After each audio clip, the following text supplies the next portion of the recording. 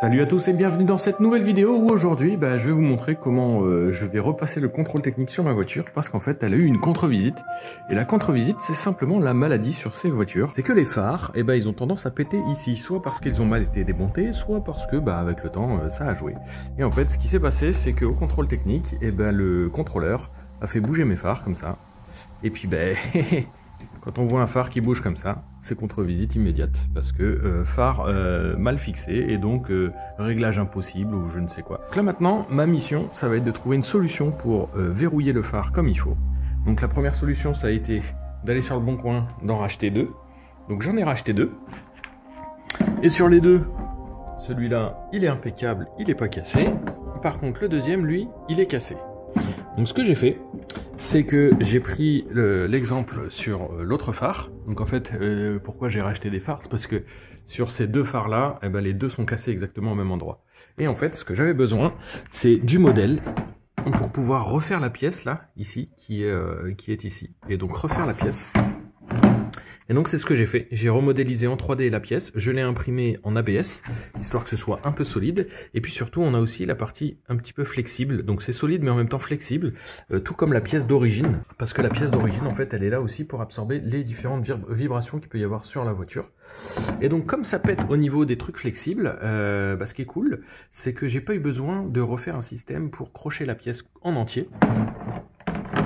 Il suffit simplement de la prendre et de la faire glisser sur sa position, sur son emplacement. Et voilà. Et en fait là ma pièce, donc elle tient, et surtout elle devrait fixer mon phare, parce que son rôle à elle, ça va être de plaquer le phare vers la voiture. Et donc normalement ça devrait fonctionner. Donc là ce que je vais faire, c'est que je vais déposer les anciens phares, et puis on va remonter les nouveaux, et on verra si ça fonctionne. Et voilà, le phare est démonté, et en fait ma petite pièce en plastique elle va venir juste ici. Donc à la base, donc le phare il va venir se visser ici. Donc normalement la pièce en plastique elle va faire pression sur les deux petites pattes qui restent sur le phare, et donc du coup ça devrait le maintenir en place et donc pas bouger. Donc normalement c'est de l'ABS, donc ça devrait pas non plus bouger dans le temps. Ça peut peut-être casser, mais au prix de l'impression je pense que ça vaut le coup de réimprimer au besoin chaque patte. Donc l'ajustement de la pièce est parfait, hein. On voit elle est pile poil en face du trou, et donc du coup il n'y a plus qu'à serrer. Et donc je vais avoir mon maintien ici de phare, mon maintien au dessus, et puis ensuite la patte qui est cassée. Et je dois dire que cette petite modélisation, franchement elle est pas mal du tout, parce que du coup regardez, je force mon phare, il tient en place, et pourtant je n'ai mis que 2 vis sur 3, donc j'ai mis celle-là et celle du bas, et puis ensuite il me reste celle du haut. Donc normalement si je bouge un petit peu, ça prend un petit peu de flexibilité ici. Mais du coup ici ma vis elle est bien en contrainte. Et du coup ma pièce elle est correcte. Donc voilà, donc je suis assez content d'avoir acheté des nouveaux phares, parce que du coup ceux-là ils sont un petit peu plus transparents que mes anciens phares. Et puis surtout c'est que maintenant j'ai des phares qui tiennent correctement.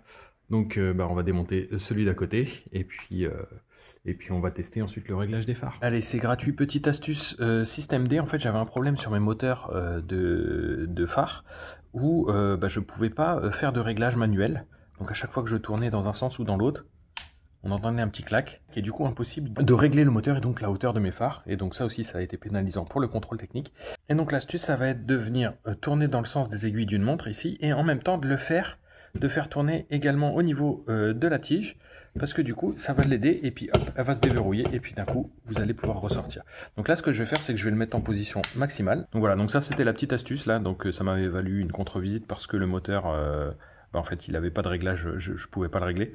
Donc le gars du contrôle technique il avait essayé de régler, il m'a dit non mais les moteurs ils sont morts machin, mais en fait non, les moteurs sont pas morts, ils étaient juste arrivés en butée, et donc on pouvait rien faire de plus. Et voilà, le second phare est remonté, et franchement j'ai rien à envier à la fixation d'origine qui est ici, et celle imprimée en 3D, vraiment le phare il est maintenu tout aussi bien qu'à l'origine, et ça c'est super cool. Allez, on redescend la voiture, on fait le réglage des phares, et on voit si tout va bien. Et voilà, les phares sont rebranchés et re-réglés. Tout a l'air parfait. Donc voilà, la solution impression 3D, ça fonctionne. J'espère que ça va tenir dans le temps. Et puis de toute façon, si ça tient pas dans le temps, c'est pas trop grave parce que je peux réimprimer des pièces. Et puis bah du coup réparer autant de fois la voiture que je veux, sachant que là, la pièce, elle va pas créer une force qui risque de casser plus le phare. Elle vient juste vraiment en superposition. Donc vraiment, c'est pas destructif comme solution. Et ça fonctionne super bien. Donc voilà, donc bah écoutez, je suis content de moi. J'espère que cette astuce pourra en aider plus d'un possesseur de 306, parce que cette problématique elle est pareille sur toutes les 306, que ce soit cabriolet, break ou normal, les phares pètent tous au même endroit. Donc voilà, bah écoutez, merci d'avoir suivi cette vidéo, je vous dis à bientôt, salut.